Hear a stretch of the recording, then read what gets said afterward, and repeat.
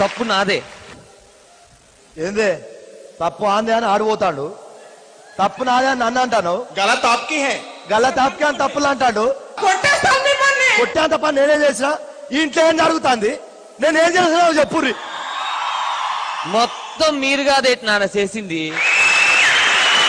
మొత్తం మీరు కాదేటి నాన్న చేసింది. నేనేం చేసిండ్రు? వద్దు నాన్న, ఇప్పుడు వరకు మీరు నాకు చేసింది చాలు, నేను కోల్పోయింది చాలు. ఏం కోల్పోయినారు?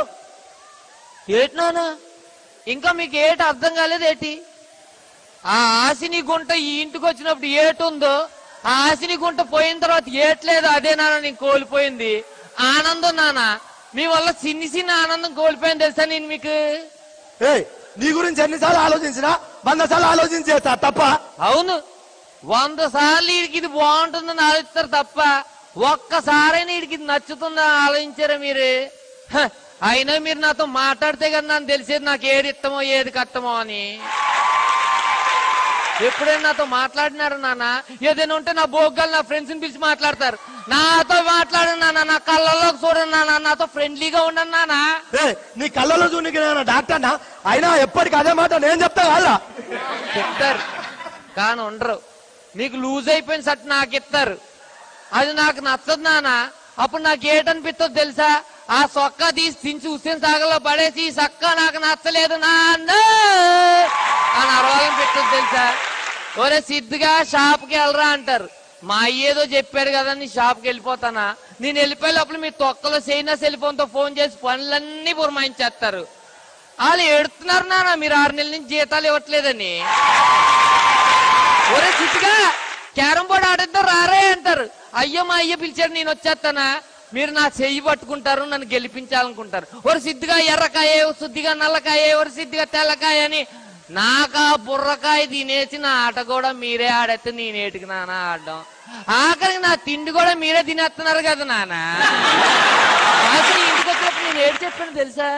ఓసే గుంట ఆశనే, నీకు ఒక గొప్ప ఫ్యామిలీని ఇంట్రడ్యూస్ చేస్తానని చెప్పా.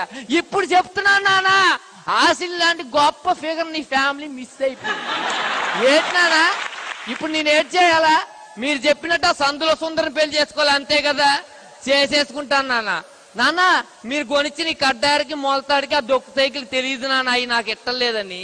కానీ వచ్చేది సందులో సుందర నాన్న, మంచి ఇంటెలిజెంట్ గేల్, దానికి ఏదో పారు తెలిసిపోద్ది. అప్పుడు మీ దోలు తీరిపోద్ది. అప్పుడు మీరు ఏటనుకుంటారో తెలుసా? అయ్యో సిద్ధిగాడి నైఫ్ మొత్తం స్మెల్ చేస్తాను బాధపడతారు నాన్న. ఏటి నాన్న ఇప్పటి వరకు ఒక తండ్రిగా మీరు గెలిచారనుకుంటున్నారు ఏంటి? మిమ్మల్ని గెలిపించడం కోసం 24 ఏళ్ళగా నీ సన్నబడుతూనే ఉన్నా నాన్న. నేను సన్నబడుతూ ఒరే సిద్ధిగా నీ ఏంటి సన్నబడిపోతున్నా ఇంకా చచ్చిపోతారని వెనక్కి తిరిగి చూస్తే నా లైఫ్ లో నేను లేను నాన్న. ఆ కేర్ హాస్పిటల్, అపోలో హాస్పిటల్ ఉంటున్నాయి అంతే. నాన్న నాకు తెలియదురా. అరే నిజంగా తెలియదే, కొట్టేస్తాను మిమ్మల్ని. అరే నిజంగా తెలియదే.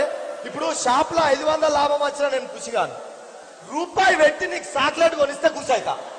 అయినా నాకు తెలియక అడుగుతా, ఇన్ని బాధలు మనసులో పెట్టుకుంటే ఎట్లా తెలుస్తాయి? నీకేం చెప్పమంటారు నాన్న? అర్థం చేసుకునే ఫాదర్స్ కి ఏటన్నా చెప్పొచ్చు, ఏం చెప్పిన అర్థం కానీ చదువుకొని సన్యాసి నీకు నేను ఏటి చెప్పన్నానా? అందుకే చెప్పలేదన్నా. ఒక పారి చూడనానా, ఇది చూడనా నన్ను ఆపు. ఇప్పటికీ నా చెయ్యి మీ చేతిలోనే ఉంది నాన్న. అవునరా? అరే ఇడ్చిపెట్టరా, ఇక పోయి పెళ్లి చేసుకోపో. సంతోష సుందరనా పెద్ద కొడుక, నువ్వు ఆ రూమ్ లోకి వచ్చి నీ సమస్యలు అని చెప్పు. ఇట్లా పంచాయతీ పెట్టకు, చిన్న కొడుకు తిరు. నువ్వు కూడా రా, నీకేమైనా వాళ్ళని చెప్పు. కొట్టేస్తాను మిమ్మల్ని. అయితే నువ్వు ఆనే ఉండు.